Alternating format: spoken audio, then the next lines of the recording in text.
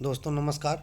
मैं विपिन मिश्रा आपका अपने YouTube चैनल परीक्षा गुरु पर बहुत बहुत स्वागत करता हूं। दोस्तों मैं काफ़ी दिनों से सोच रहा था कि मैं ऐसे वीडियोस बनाऊं जिससे मैं हिंदी से संबंधित तैयारी अपने दोस्तों को करा सकूं। जो मैंने ज्ञान अर्जित किया है उसका लाभ मैं अपने साथियों तक बांट सकूं, उन तक पहुंचा सकूं। और विशेष रूप से यूपीएसआई, लेखपाल, सबऑर्डिनेट बोर्ड्स के द्वारा जो भी परीक्षाएं आयोजित की जा रही हैं, साथ ही साथ TGT, PGT, TET, UP TET, C TET आदि से जुड़ी जो भी परीक्षाएं हैं उसमें हिंदी के जो भी डायमेंशंस आते हैं, जो भी भाग रहते हैं, जो भी सेक्शन रहेंगे, उन सब की तैयारी समग्र रूप से मैं अपने इस चैनल के माध्यम से कराऊंगा। और इसी क्रम में सिविल सर्विसेज, खासकर यूपी पीसीएस और अन्य पीसीएस से जुड़े जो भी जीएस के सेक्शन रहेंगे उनमें जो हिंदी रहेगी उनकी तैयारी भी मैं योजनाबद्ध तरीके से आप लोगों को कराऊंगा। इसी क्रम में आज मैंने जो पहला टॉपिक लिया है वो है तत्सम तद्भव। पहले अब हम जान लेते हैं कि आखिर तत्सम तद्भव क्या है। इसी क्रम में जब आगे बढ़ते हैं तो हम देखते हैं कि पहले तत्सम शब्द क्या है। तत्सम अर्थात उसके समान। अगर हम इसके मूल अवधारणा पर जाते हैं तो ये तत्सम का अर्थ होता है उसके समान, अर्थात जो शब्द संस्कृत शब्दकोश के हैं, संस्कृत भाषा के हैं, उन शब्दों को ज्यों का त्यों हिंदी में अपना लिया गया, हिंदी शब्दकोश में शामिल कर लिया गया, हिंदी बोलचाल में प्रयोग किया जाने लगा, उनको हम तत्सम शब्द कहे। अब देखते हैं कि प्रमुख तत्सम शब्द कौन कौन से हैं। जैसे गौरव, रवि, सौंदर्य आदि ये शब्द जो हैं ये तत्सम शब्द हैं। जब बात करते हैं तद्भव शब्दों की तो आखिर तद्भव शब्द क्या है। तद्भव शब्द का अर्थ होता है या उसकी मूल अवधारणा यह है कि तद्भव अर्थात उससे निकला, उससे जन्मा।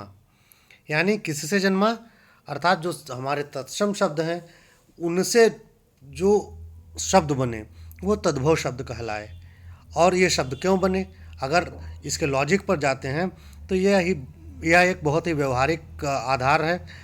क्योंकि जो शब्द संस्कृत में तत्सम थे उन शब्दों का उच्चारण श्रमसाध्य था, उनका उच्चारण सहज नहीं था। इस वजह से यहाँ पर तद्भव शब्द आए। जैसे हम लेते हैं उदाहरण के रूप में कपड़ा। कपड़ा का अगर हम तत्सम देखेंगे तो इसका तत्सम रूप है करपट। अगर करपट का प्रोनाउंसिएशन करना है तो बहुत टफ होगा, श्रमसाध्य होगा, लेकिन कपड़ा का प्रोनाउंसिएशन बहुत आसान हो जाता है। इसी तरीके से अगला शब्द देखते हैं कंधा। अगर कंधा को हम सामान्य रूप में प्रयोग करते हैं तो कंधा हर जगह प्रयोग होता है, लेकिन अगर इसका तत्सम रूप देखेंगे तो तत्सम रूप क्या है, इसका तत्सम रूप है स्कंध। लेकिन स्कंध का प्रयोग हम सामान्य भाषा में नहीं करते हैं क्योंकि यह श्रम साध्य है और इसके लिए हमें हमारी जिह्वा को अधिक ताकत लगानी पड़ती है। इसी तरीके से अगला शब्द है मक्खी। अगर मक्खी को देखते हैं तो वैसे तो मक्खी का अर्थ सब लोग जान रहे हैं, लेकिन अगर इसका तत्सम शब्द जानते हैं तो वो मक्षिका होगा। अब मक्षिका का प्रयोग और मक्खी का प्रयोग, अगर दोनों में से किसी एक को चुनना हो आपको बोलने के लिए तो कौन सा चुनेंगे। ऑब्वियस सी बात है कि मक्खी चुनेंगे। क्यों? क्योंकि मक्खी कहना बहुत आसान है और मक्षिका कहने में मुझे ज़्यादा श्रम करना पड़ता है, ज़्यादा ताकत लगानी पड़ती है। कुल मिलाकर के मूल अवधारणा ये कि जो शब्द सामान्य रूप से हमारी बोलचाल में प्रयोग होते हैं और वो सरलीकृत हो करके प्रयोग किए जाते हैं वो तद्भव शब्द हैं। और जो ज्यों का त्यों संस्कृत से आए हुए हैं उनमें उनका कोई विकृत रूप नहीं आया है, वो तत्सम शब्द कहे जाते हैं। दोस्तों आज का टॉपिक इतना ही। मैं मूल रूप से और जो तत्सम और तद्भव शब्द हैं उनके लिए एक नया वीडियो बनाऊंगा जिससे मैं आपको रूबरू कराऊंगा। साथियों, आप मेरे चैनल से जुड़े रहिए और इस चैनल को अगर आपने सब्सक्राइब नहीं किया है तो सब्सक्राइब करिए, अपने दोस्तों में शेयर करिए।